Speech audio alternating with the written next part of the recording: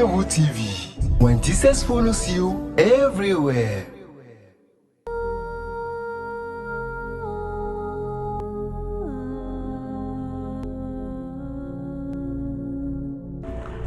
Shalom, yendo bena Christ chez vous fondation. Me dit pour nous polo kata e gazova e itoke e bimia gase ma obenya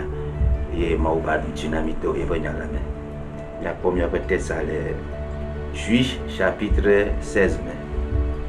Daniel le gouverneur, il y a encore une chance pour toi. Et à mon moment où banami mon popo, si vous quoi. Dans mon popo il y a soit merci Elia. Juge chapitre 16 verset 19 et verset 22. Elle l'endormit sur ses genoux et ayant appelé un homme, elle rasa les 7 tresses de sa tête de Samson et commença ainsi à le dompter et perdit sa force. Elle dit alors aux Philistins, sors sur toi, Philistins sont sur toi, Samson. Et il se réveilla et de son sommeil et dit, je m'en tirerai comme les autres fois et je me dégagerai. Et il ne savait pas que l'Éternel s'était retiré de lui. Verset 21. Les Philistins le saisirent et crevèrent ses yeux. Il fit descendre à Gaza et le lièrent avec des chaînes d'airain et il tournait le meule dans la prison. Verset 22. Cependant, les cheveux de sa tête commençaient à croître depuis qu'il avait été rasé. Alléluia. Netu akpedada kple bubuna maule ndi ade epenya lata epenya yo chona no kata apoto to nyajina dutina mede to nyajina yodo to nyajina tuka le Yesu Kristo konkome. Amen. Tepe yo krena mi fifila mau nyale gbogbo bena o cho sanso mlainde epatadi eyo pa edamande ne letane eye Samson ba fola lo mebe le ite tona le futosi ma ha ya ga tem to le me ma ma kenye Samson minya be ntu ade onye kapiu adila ma wu dola va tona nu abena de viti gole la eja o tona ma wu ungba nu ha sese o eye de bi maneti ha ungba plotane o ta nyamanye nyawla le Samson ple ma u do me vo Samson va dogo nyon lo ade nyon no va le fodo ne Samson blo secret o dam la blo secret au nam la elle est foudene Samson kaka et nyawolwa kene le Samson plema o domala Samson so blone Delila et ye Delila jesi e be secret a on la be e cho Samson mlende batadi ma ovio mi do la nya fi mi dana mi po taoro Samson musele si ma o le bakpaji vo e kuafo e yo blo e po chimenya ene maka gbe ya me o projet relation le bec blone holo kwa fi ma oti dohia oya oh pontu de bia de bec blone holo kakana nya egba egere de ma gba fi ma kakana ya ento be hote oya e ji gba no abe Samson tonne for the moment to no bena il y a toujours une seconde chance de moment to no be e da o la gba tento fa eye ma o ba be anada e la to le tanao ayo banku na Samson yo le Samson anu mato yo ne a banku vine ta ne futo ale jimi kaka e kere miatia nu pagba wona ne mauvia gbana ku vine o banku vina me yenu ka mopopo a ho mopopo la si o khose magba na si o abo san le ji mauvi ba kere ti le maumia il fait tout on a des sia de bana ya de o le khose ame ta yesu to na petro ba nya abo san le ji o be agbo abelu gbogbo ne for me to gbara ta o khose o de like ne khose o like la me kala ka futo ala ji o ne ji ha ma tele ji o dugo la be mi du ya ji to bi mo khose la to gbara ba khose o ka jire ji le yi ya be le Yesu Kristo fo comme aya nouvelle o ne o bo du chaîne dere o kwa koble be ga du be mba do gero gbogbo mo nso ro le anu fa gbebe na wa plus le do gbara no pa sese na reji plus le hron le yo ma wa gbo be situation gba le perdurer reji vo de moment to be nyanyu ebe na ne mo vila wo ablo de via so ablo de viva fa ne ma vila de gawa aso akọ de fafa futo yo so sans pas de prison car le to ya no se sans bon ko trembler na Samson va zou à l'homme de nous, sous Bodiame, va le tuer, félicitons. Et maintenant, situation, quelqu'un a beauté, là, nous se galema aussi.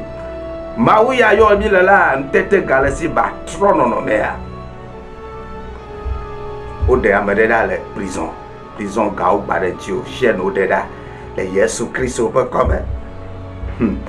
Ayo, Samson no mote tu no. Vonu yo ngulo bebe daba tout on Samson. Aya me kanu no me kake mo le matu be mau le tore wo futon pole pomo. E do ma mau ja tu ja tronu la do me. O ngulo bebe dala tu na Samson.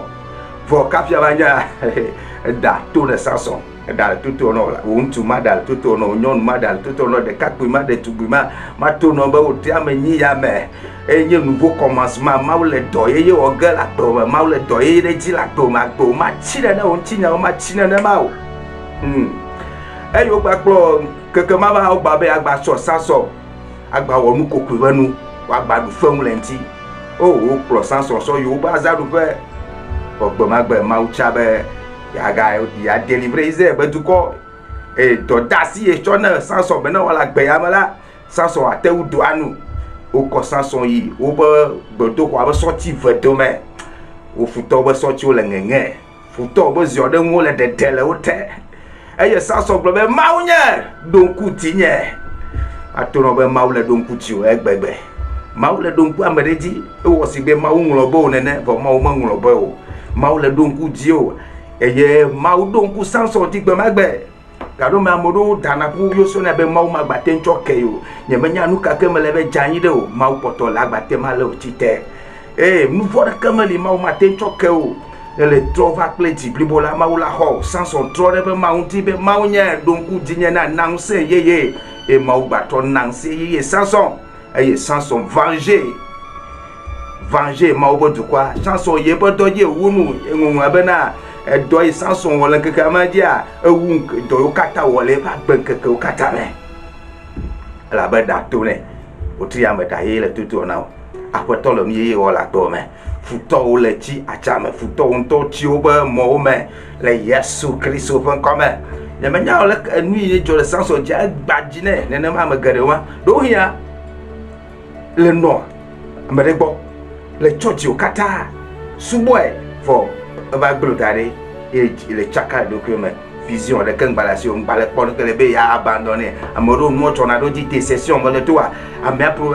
donc beno be ma do kaka yi mamle va glotare et di gbana le be o ma dwe no atike ku a o magawo ma wi ne wona Samson ele wono ha le tonchi nya o tro le gapo posiame allo nya poto le review pledi be o no tia wa te soutenir o va abandonner et le conflit be o ma bodo ya glidare allo do ya ti kona o ma tono be da o le tuto la mo popo gbali la mo banana mo popo volia me ma una mo popo volia Samson ele na o hanga popo siame Yesu baba ame yo pe digba ya yo do ji ma o e ti o ne hodo yoyo lo vo ne hodo yoyo e na gba po be mo popo gbali na yi le Yesu Christ open comme kama do gbara ta o ame o kata le to e ji gbagba ya nu ne jo le Samson ya e ye glo e po secret la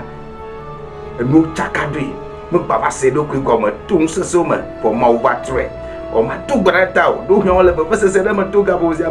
ma ula so gbebe ya yo to le Yesu Christ open comme fidèle va o ta do ame ya kwasi dare ta ji nya do gbara papa o nro de be do o nya do da e nya la yo to o nyala pharmacie le me o nyala konti le me o nyala docteur le me to nyala di tabi o ne jo céphalie o ne potagba bien le blure tension ta ti tete o dormi blure ta no to go la do me le Yesu Christ o fan comme hoto yo vivi la kubatio nu ka ke benye a hoto yo rhumatisme chapo le vo o ne do da la do me le Yesu Christ o fan comme Yesu ya no funku na batime am tro poto le do yo ji hoto yo ga fofo si am nyonuma bu sisi do le sasalenti o kasi Yesu ntia poto yo dire kan ne ma ke endia le kondio do ba di le lo le sen konya le se gbe ya Yesu Christ le to gbe ya di le yo do un se ne gede afo ma ne gede klo ma ne gede agbo ma fifi la Yesu Christ va comme e Christ yo do edutina o da e to le tana o et ma bana daye tout famille a daye tout l'éternel dopo daye tout l'éternel foyer doye tout l'éternel santé doye tout l'éternel et finance wa me ko daye le tout ore ni tinya outro le Yesu Christ bon comme bientôt godale amen.